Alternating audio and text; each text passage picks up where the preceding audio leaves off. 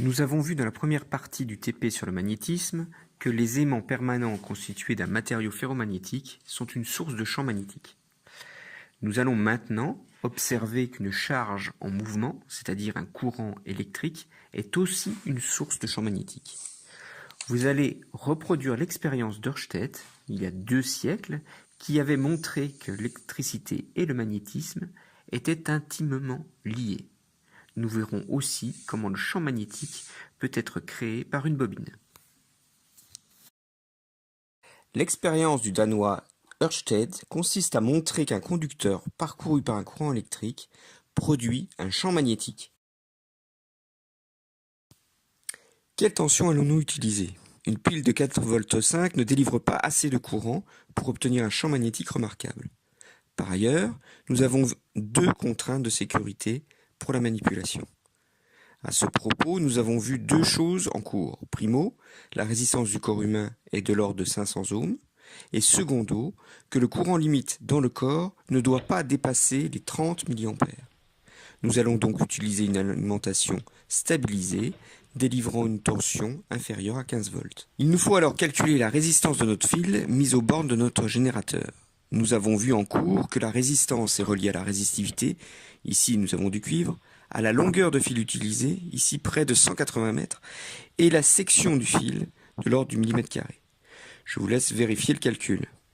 En appliquant la loi d'Ohm U égale RI, avec une tension de 15 volts et une résistance de 3 ohms, le courant max souhaité sera de l'ordre de 5 ampères. Quel courant allons-nous utiliser ? L'alimentation délivre une tension, mais nous pouvons aussi ajuster le courant de sortie.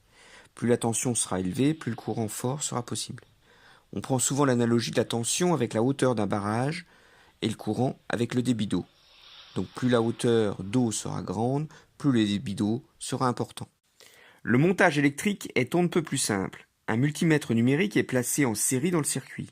La borne moins de l'alimentation est reliée à la borne COM du multimètre. Ici, c'est le fil jaune. Sa borne 10 ampères est reliée à la borne 1 du fil. On ferme le circuit entre la borne plus de l'alimentation et la borne 2 du fil. Le multimètre est utilisé dans sa fonction ampère-mètre. Sélectionnez le bouton DC pour la mesure en courant continu. Réglez le bon calibre sur 10 ampères. La tension et le courant de la lime sont alors ajustés pour obtenir un courant de 5 ampères dans le fil.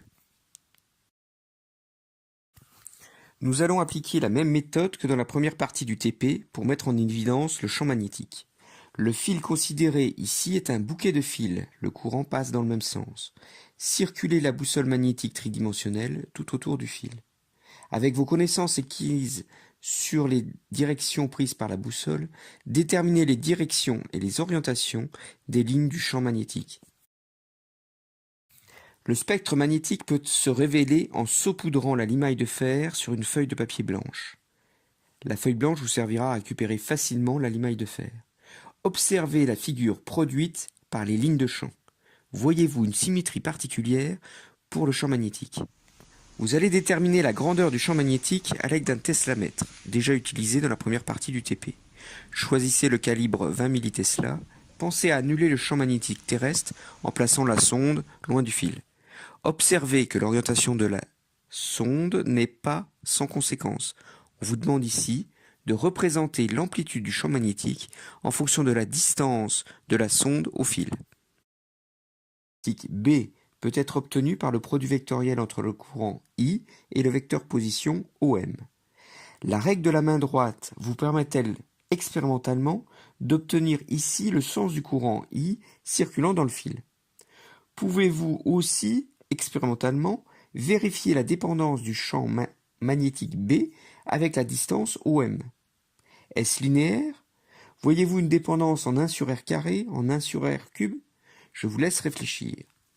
Désormais notre capteur le long de l'axe de la bobine. Le champ magnétique n'est plus induit par un fil droit, mais par l'enroulement circulaire de plusieurs spires, ici 154, avec un rayon de 20 cm.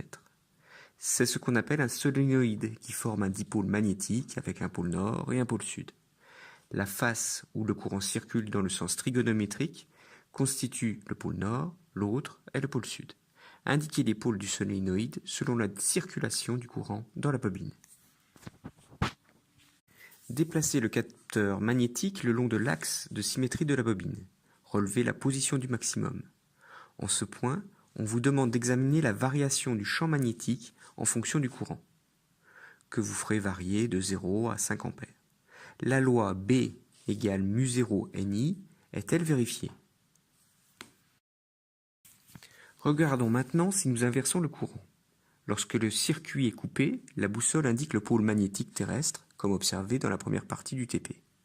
Lorsqu'on ferme de nouveau le circuit, on observe que la boussole a un temps de stabilisation.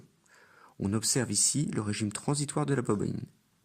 Les variations ne sont plus ici instantanées, comme avec des aimants permanents. La tension aux bornes de la bobine est alors le produit de l'inductance grand L de la bobine multiplié par la variation temporelle du courant dI sur dt. Pouvez-vous mesurer la durée du régime transitoire? De cette valeur, on peut déterminer la constante de temps du système, qui est environ un tiers de la durée du régime transitoire.